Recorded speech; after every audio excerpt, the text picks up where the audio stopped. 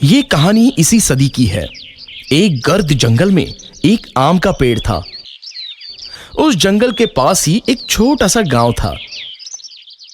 उस गांव का एक छोटा सा लड़का रामू उस जंगल में जाकर उस आम के पेड़ के पास खेलता रहता था।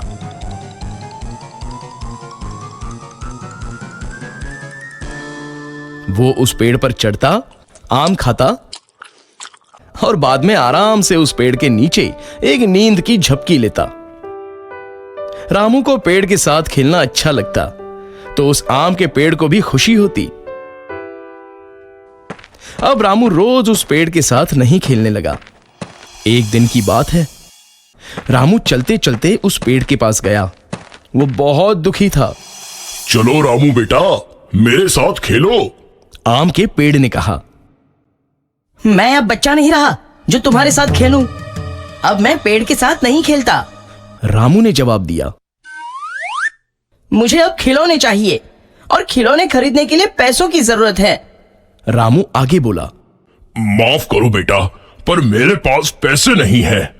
परंतु तुम आम तोड़ सकते हो और उसे बाजार में जाकर बेचकर पैसे कमा सकते हो। रामू ये सुनते ही खुश हो गया। उसने आम तोड़े, उसे जमा किया और खुशी खुशी वहां से चला गया। लेकिन बहुत दिनों तक रामू वापस उस आम के पेड़ के पास नहीं आया। बेचारा आम का पेड़ बहुत दुखी हो गया। कुछ सालों बाद रामू अब आदमी बन गया था। फिर से उस आम के पेड़ के पास वो आया। आम का पेड़ खुश हुआ और बोला, रामू बेटा, चलो आओ, अरे मेरे साथ खेलो। मुझे तुम्हारे साथ खेलने का टाइम नहीं है, और वैसे भी अब मैं बड़ा हो गया हूँ। मुझे अब मेरे परिवार के लिए काम करना है। हमें एक घर चाहिए, क्या तुम मेरी मदद कर सकते हो? रामू ने पूछा।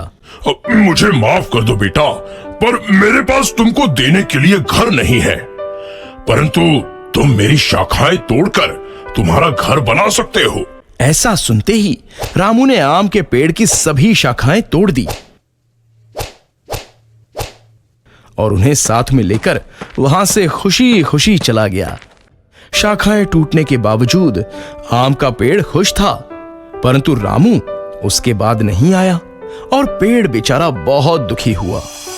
कुछ सालों बाद गर्मियों के दिन में रामू फिर से उस पेड़ के पास आया।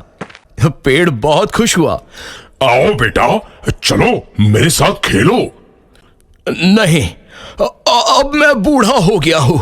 अब मुझे जिंदगी आराम से बिताने के लिए नौकायन करना है। क्या तुम मुझे बोट दे सकते हो? रामू ने पूछा।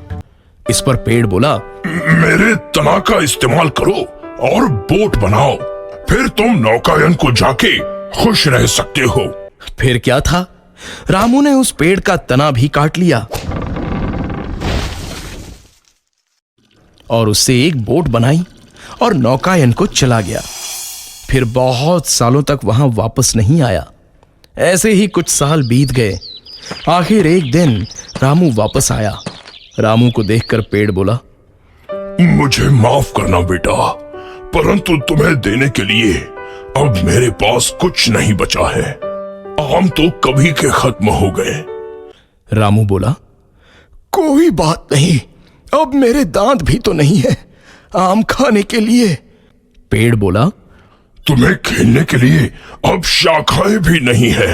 पर अब मैं भी बहुत बूढ़ा हो गया हूं शाखाओं पर चढ़ने के लिए। रामू ने जवाब दिया। पेड़ इस पर बोला, मेरे पास सचमुच कुछ नहीं बचा है तुम्हें देने के लिए। बस ये मरने वाली जड़ी है मेरे पास। और आम का पेड़ रोने लगा।